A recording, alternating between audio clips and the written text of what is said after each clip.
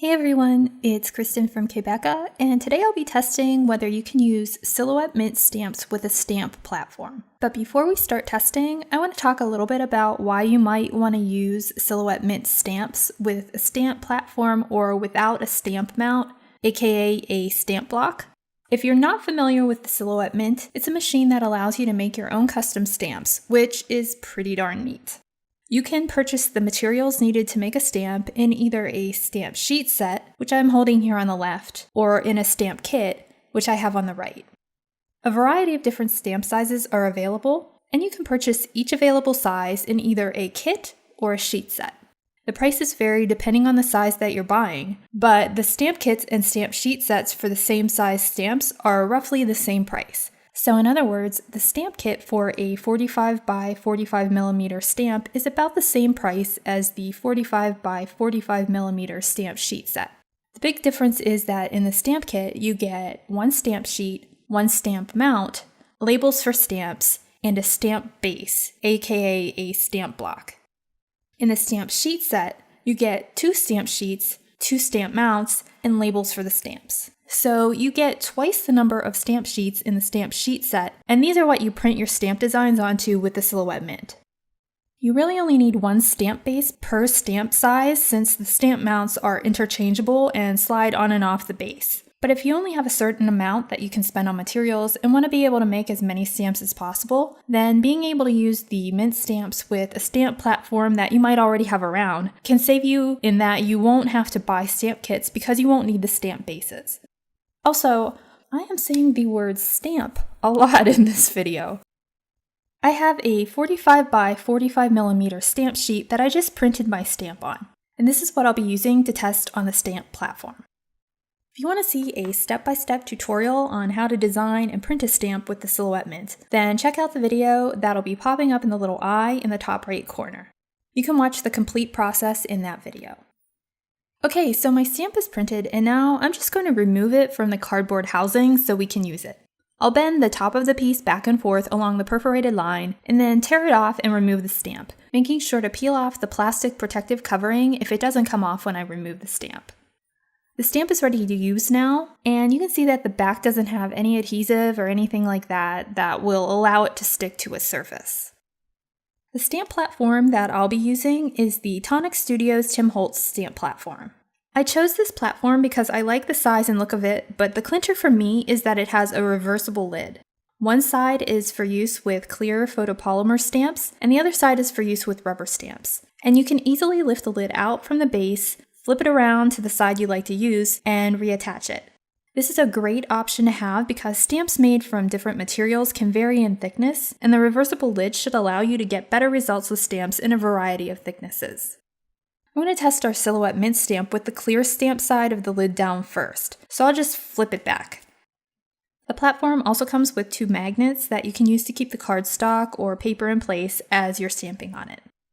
Besides getting rid of the need for stamp blocks, stamp platforms allow for precision placement of stamps.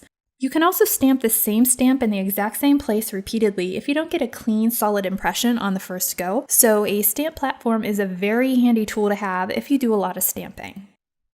Okay, I have a piece of cardstock held in place on the platform with the magnets so it won't move around at all. And since the stamp doesn't have any adhesive on the back, I'm just going to add some removable double-sided tape to the back so it'll stick to the lid of the platform.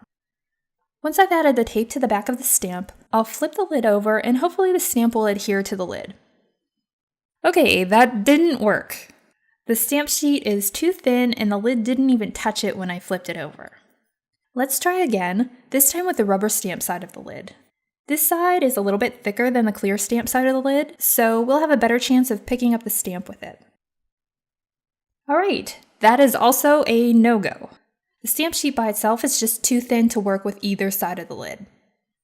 I'm going to peel off the removable tape and move on to Plan B, which involves the Easy Mount Static Cling mounting foam.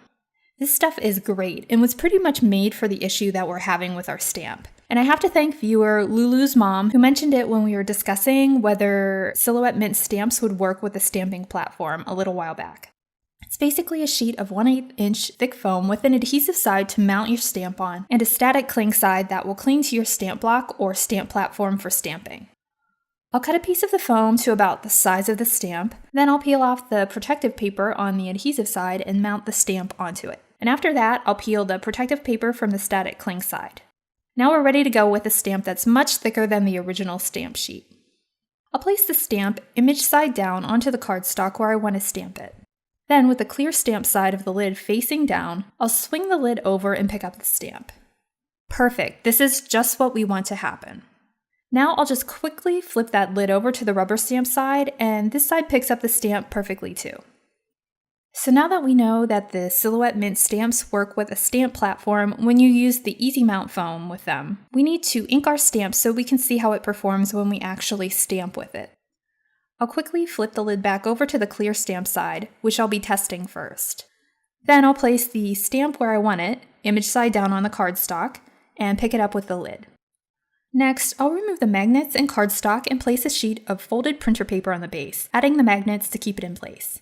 The reason that I'm doing this is that because of the way that you ink a Silhouette Mint stamp, you're left with excess ink and need to stamp that out several times until you're getting clean stamped impressions.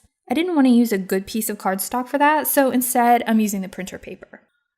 I'm using the Silhouette Mint magenta ink, and I'll cover all of the areas of the stamped image in the ink. I've noticed that different colors of the mint ink absorb into the stamps at different rates, and the magenta is actually absorbing pretty quickly. After I'm finished adding the ink, I'll let it sit for about 8 minutes before stamping with it.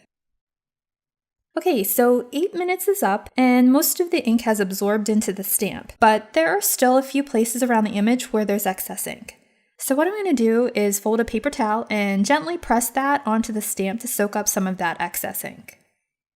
After I've done that, I'll flip the lid over and press the stamp down onto the printer paper.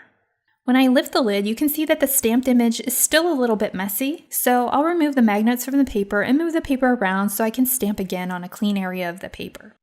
I'll do this several times until the stamped image is more crisp and clear and that excess ink is gone. So what I'm noticing as I'm stamping is that the impressions are a little bit on the light side. Since the rubber stamp side of the lid is a little bit thicker, what I'm going to do is peel the stamp off of the clear stamp side of the lid and flip the lid around to see if I can get better stamped impressions with the rubber stamp side of the lid. Right away, I'm noticing that I'm getting a more solid press onto the paper with this side of the lid. And you can see that the stamped image is darker and muddier again, which shows that there was additional excess ink that needs to be removed.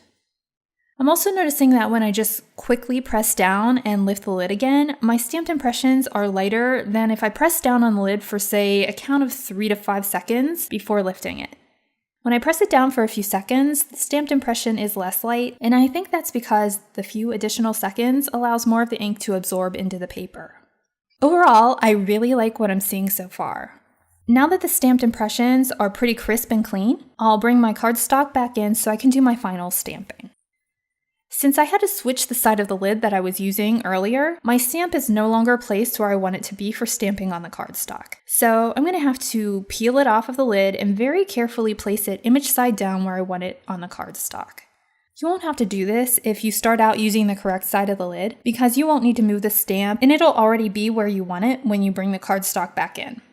But if you do need to reposition the stamp on the cardstock after it's inked, just be careful to place the stamp very lightly onto the cardstock and try not to move it around at all once it's in place.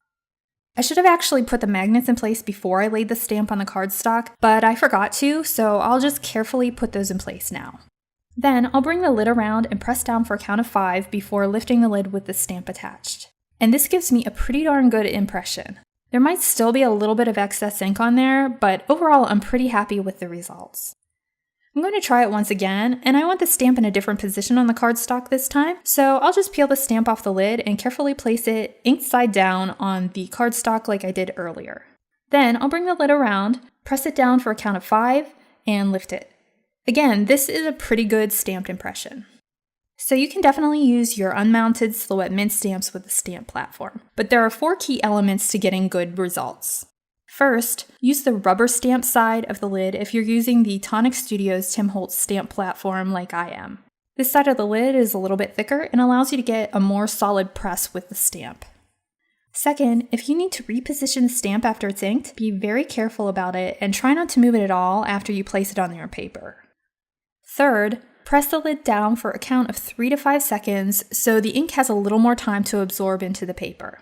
And lastly, but probably most importantly, use some sort of stamp mounting foam like the Easy Mount foam that I used here. Otherwise, the mint stamp sheets are too thin for the lid on the stamp platform to pick them up. You can find a full list of supplies used in this project in the description area below, or in the area below the video if you're watching on k.becca.com. I hope that you found this video to be helpful, and if you'd like to see more Silhouette Mint stamping tutorials, please give this video a thumbs up and consider subscribing to my channel. Thanks for watching, and I hope you'll tune in again soon.